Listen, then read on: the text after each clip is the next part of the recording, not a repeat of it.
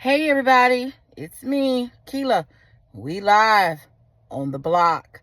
Listen, guys, I just want to tell you, in Tampa, we are in a very, very interesting place. Like, we're in Tampa, and particularly, I'm talking about East Tampa. We've gone from, I'm happy about the progress. Let me just say this. I worked for quite some time with the Center for Economic Development. We worked diligently on getting some movement, right?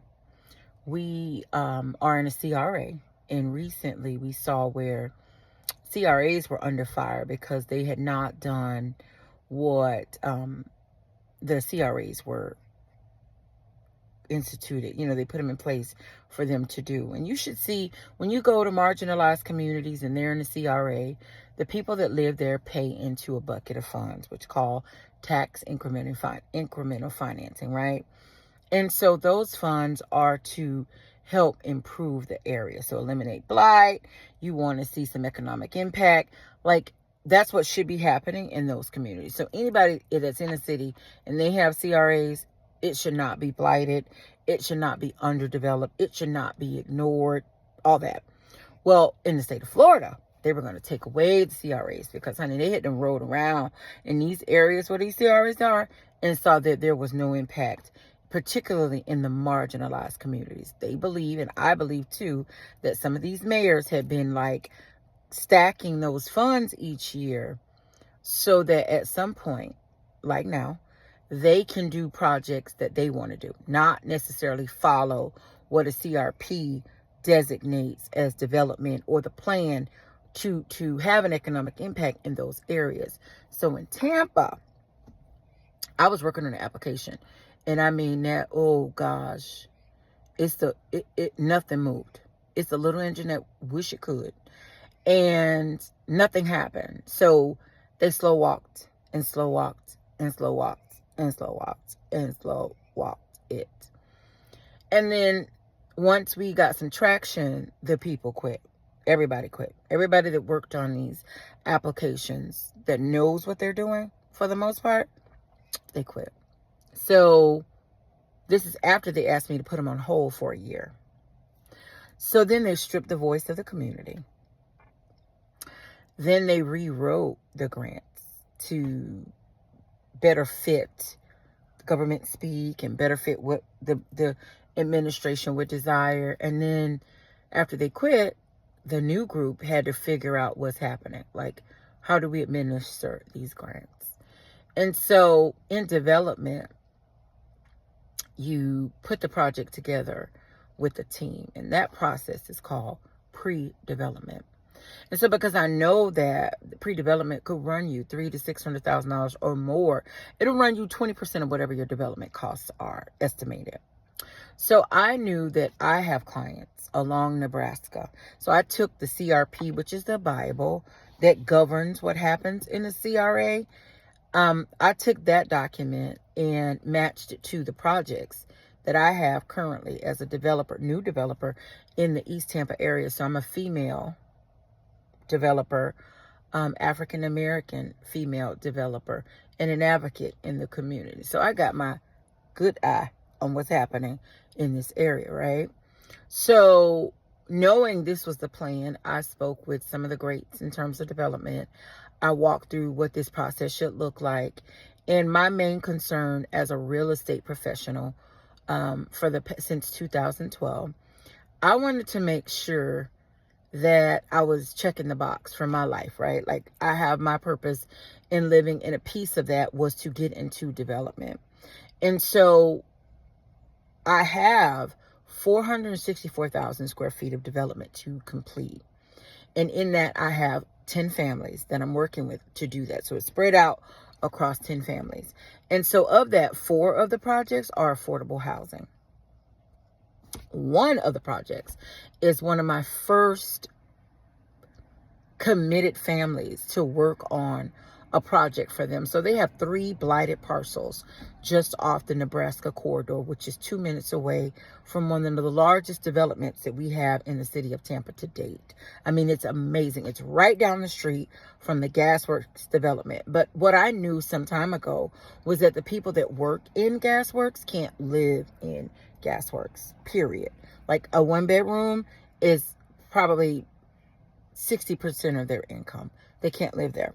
So I knew that my parcels, 3 parcels along Nebraska, Florida area would be ideal for the community. Well, in Tampa, the grant process is new people administering these grants. So I wanted to get through the development process, but pre-development, remember what I told you, could run you what?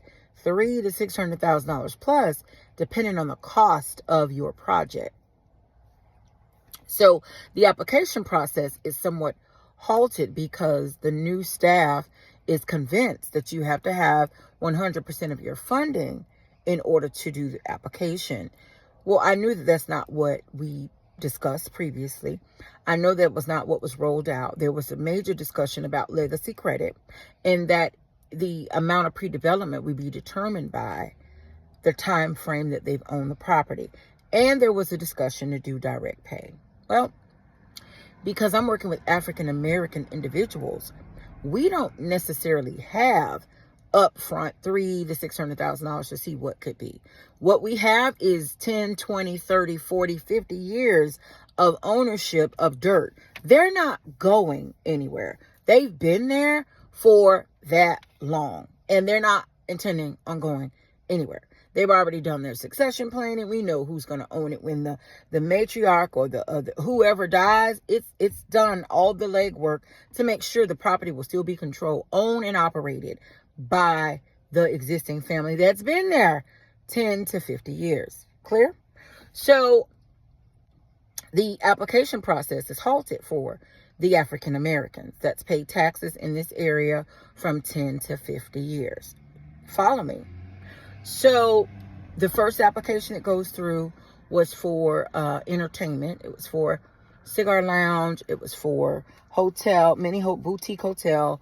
We need it in the area. It was a $5 million ask. They've been there 75 years. It's warranted. Go ahead. The second request that came forward was for 20 units. Now, these 20 units are just in front of my 3 parcels where I'm going to use, I like that project. Ultra modern. I mean, it's going to be just dynamic. It's going to be amazing for the area that's currently blighted. A lot going on in that area. But it's 20 units.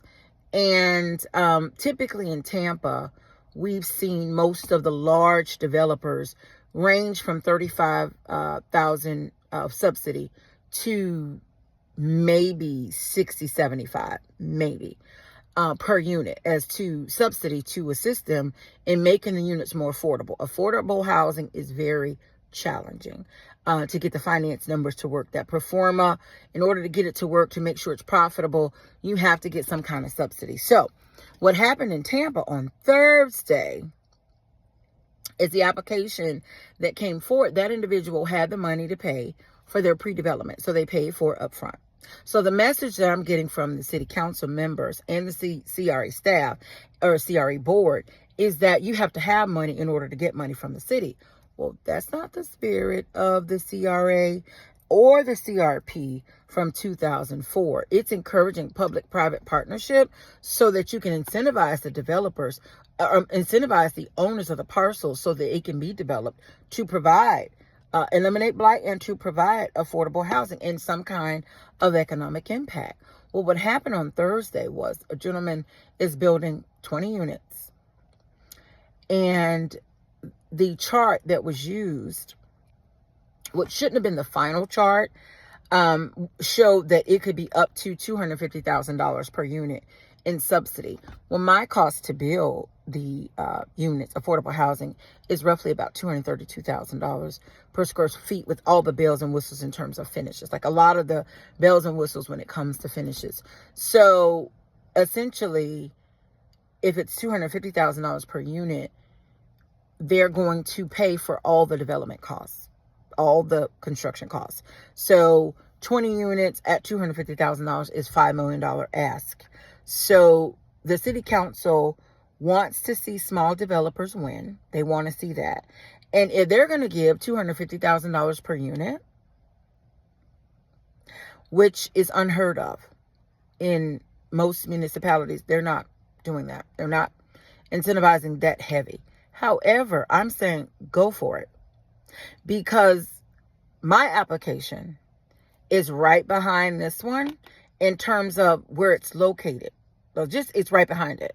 So if you give the white male developer that's owned the parcel for 2 years, no knock, no pun intended. But my point is, the messaging I'm seeing is that you have to have money in order to get money from the city. If you give this white male developer that's owned the property for 2 years, $5 million, please understand that I have the ability. I'm using the same architect. The architect has estimated that I can do 60 to 70 units with no problem. It's it's got bus rapid transit. It's the Metro Rapid 400, the best transportation on the street that has little to no housing in that area. Make it make sense. So I may be able to do 60 to 70 units. So I'm 3 times the 20 that they can build. And I can also have commercial. My commercial is going to be used for the small coffee shop, the small business owner that would like to be in the area and service the community. So I just want to know, are you going to give me $15 million? I can do 3 times what they're doing. The same architect and the GC that's building everything else in the city is the selected GC. So this project is a no-brainer. Are you prepared to pay 100% of my construction costs of my 60 to 70 units in the same spirit that you all have for the project along Nebraska? The 20 units for the white male who was able to financially self-fund their pre-development.